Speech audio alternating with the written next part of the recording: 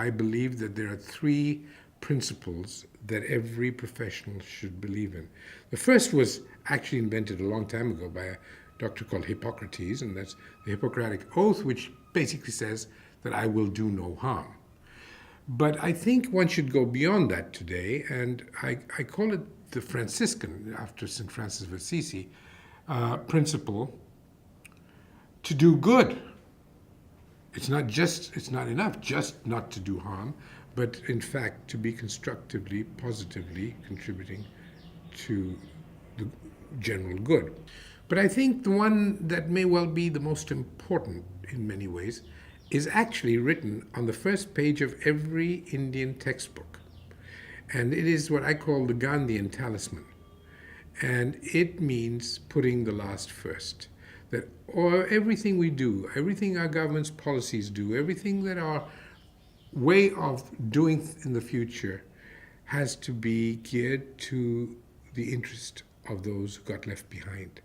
And those are the poorest of the poor, and of course nature, which got left behind, the creatures, living things that we managed somehow to ignore.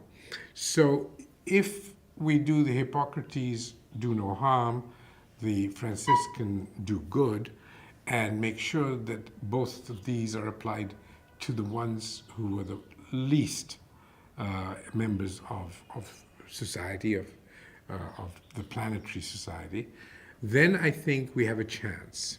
I think when I was younger, and what struck me as much as anything in my professional life were two sayings that two political brothers actually made.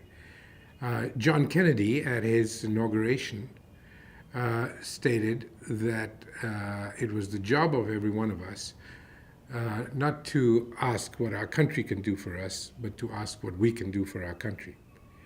And his brother, a few days before he was assassinated, said something even more important.